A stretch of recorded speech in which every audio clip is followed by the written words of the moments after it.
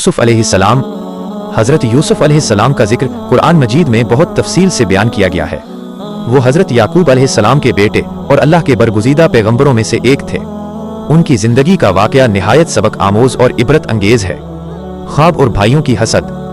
बचपन में हज़रत यूसुफ अलैहिस्सलाम ने एक ख्वाब देखा जिसमें 11 सितारे, सूरज और चांद उन्हें सजदा कर रहे थे। उन्होंने ये ख्वाब अपने वालिद हज़रत याकूब अलैहिस्सलाम को सुनाया, जिन्होंने फौरन समझ लिया कि ये एक अजीम मर्तबा और नबूवत की निशानी है। हज़रत याकूब अलैहिस्सलाम ने उन्हें ये ख्वाब अपने भाइयों को न बताने की तलकीन की, क्योंकि वो जानते थे कि उनके भाई हसद का शिकार हो जाएंगे। उनके 10 बड़े भाई थे जो उनसे हसद करते थे, क्योंकि उनके वालिद हज़रत याकूब अलैहिस्सलाम उन्हें ज्यादा प्यार करते थे। हसद में आकर उन्होंने हज़रत यूसुफ अलैहिस्सलाम को एक कुएं में फेंकने की साजिश की। एक दिन वो उन्हें बहाने से अपने साथ ले गए और कुएं में फेंक दिया। फिर उन्होंने अपने वालिद के पास आकर झूठ बोला कि यूसुफ को भेड़िया खा गया है और उसकी कमीज पर बकरी का खून लगाकर दिखाया।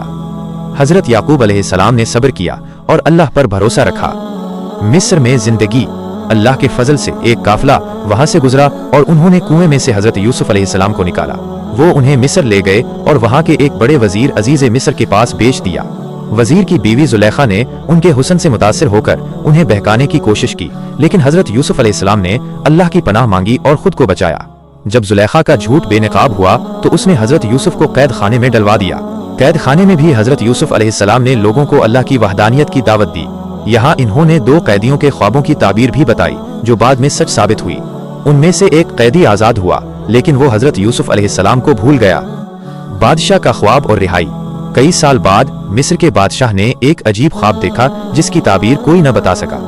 तब उस आजाद होने वाले कैदी को हज़रत यूसुफ अलैहिस्सलाम याद आए और उसने बादशाह को उनके बारे में बताया। बादशाह ने हज़रत यूसुफ को बुलाया। हज़रत यूसुफ अलैहिस्सलाम ने ख्वाब की दुरुस्त ताबीर बताई कि आने वाले 7 साल खुशहाली के होंगे और उसके बाद 7 साल कहत के होंगे। उन्होंने बादशाह को खुशहाली के सालों में अनाज ज़खीरा करने का मशवरा दिया। बादशाह उनकी दानाई से बहुत मुतासिर हुआ और उन्हें कैद खाने से आज़ाद करके खजाने का वजीर बना दिया। हज़रत यूसुफ अलैहिस्सलाम ने बेहतरीन इंतजाम किया और कहत के सालों में भी लोगों को अनाज फराहम किया। भाइयों से दोबारा मुलाकात।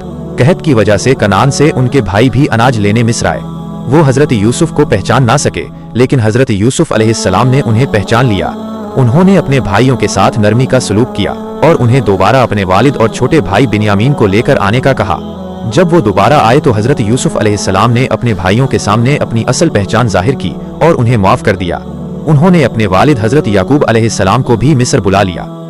ये कहानी हमें सब्र, सच्चाई, माफ़ी और अल्लाह पर मुकम्मल भरोसा रखने का सबक देती है। ये एक नबी की जद्दोजहद, आजमाइशों और फिर कामयाबी की मुकम्मल तस्वीर